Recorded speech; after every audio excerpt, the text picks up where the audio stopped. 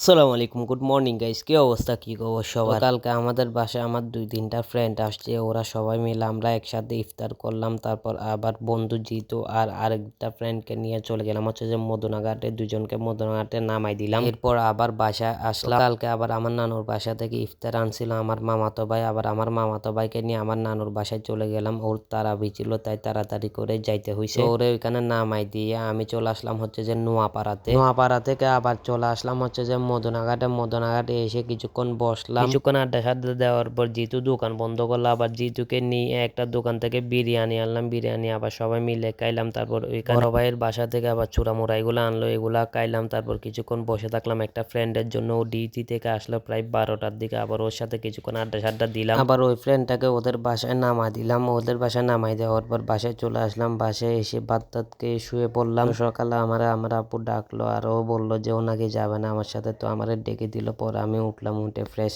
হয়ে রেডি হয়ে বের হয়ে গেলাম। তো আজকে যাওয়ার সময় মনে করে পেট্রোল নিয়ে নিলাম। কালকেও নেওয়ার কথা ছিল, কিন্তু আমি হঠাৎ করে ভুলে গেছি। ডিউটিতে গেলাম। ডিউটিতে গিয়ে প্রথমে রাইস ভরার জন্য রাইস বের করব, তখন দেখি যে রাইস আগে থেকে কিছু ভরা ছিল, তো আর বড়ি নাই তখন। তারপর আবার রায়তা বের করলাম। তারপর রায়তা এগুলো সুন্দর করে রেমিক্যালে নিলাম। রেমিক্যালে নিয়ে আবার র্যাপিং করে চিলারে রেখে দিলাম। তারপর শেপে ডাকলো, শেপে একটা ট্রলি মুছতে দিল। তারপর ওইটা ভালো করে মুছলাম। তারপর চিলারটা একটু ডাস্টার দিয়ে মুছে দিলাম। আজকে আমি একটা মহাবিপদে পড়ছি। মহাবিপদটা হলো আমি যে ক্রক্স গুলা পরি ওইগুলা থেকে শুধু ময়লা বের হচ্ছিল। আমি যেদিকে যাই ওইদিকে চাপটা বসে যাচ্ছিল, আর যেদিকে একটু পানি বেশি ওইখানে কাদা হয়ে যাচ্ছিল। আমি বুঝতেছি না যে এইগুলা কই থেকে বের হচ্ছে। আমার জুতা একদম পরিষ্কার দেখাচ্ছে, কিন্তু ময়লা লেগে যাচ্ছে টাইলসে পরা। আবার আমি টিস্যু নিয়ে নিচে আসলাম। নিচে এসে ওয়াশরুম সুন্দর করে জুতাগুলা ক্লিন করলাম, আবার টিস্যু দিয়েও মুছলাম। তারপর আবার উপর আসলাম। উপরে এসে দেখি যে লাউ সে কদু আবার আমার জুতা থেকে ময়লা লেগে যাচ্ছে টাইলসে। তো আমি যেদিকে পানি ওইদিকে যাচ্ছিলাম না, ওইদিকে যাইতে হইলেও আমি জুতাগুলা খুলে যাচ্ছিলাম। এবার আবার একটা ট্রলি নিয়ে উপরে রেখে আসতে বললো, ওইটা আবার উপরে রেখে আসলাম। তারপর আবার নিচে গেলাম। নিচে গিয়ে মসজিদে কিছুক্ষণ বসেছিলাম। তারপর বাইরে গিয়ে কিছুক্ষণ বসলাম, আবার উপরে আসলাম। তারপর কুল কিচেনে কিছুক্ষণ কাজ করলাম। কুল কিচেনে মূলত কুটিটি বানাইলাম, তারপর ক্যানাপি গ্লাসে, তারপর সস টস এগুলো ডাললাম। মুসলি বানাইলাম। সেবা আমাকে মুসলি বানাইতে বলছিল অল্প করে, তো আমি অল্প করে বানাইলাম। সেবা বলতেছে এগুলা দিয়ে তো একটা গ্লাসও হবে না। তারপর সেবা আবার মুসলি বানানোতে হেল্প করলো। কুল কিচেনে কাজ করার পর কুল কিচেনটা আবার একটু গুছালাম। তারপর গেলাম হচ্ছে যে মাশরুম কাটার জন্য। আমি এক স্টেশনের জন্য অনিয়ন চপ করলাম, তারপর টমেটো, ক্যাপসিকাম, মরিচ এগুলা চপ করে রাখছিলাম, কিন্তু মাশরুমটা চপ করা হয় নাই। পরে আবার ওই মাশরুমটা চপ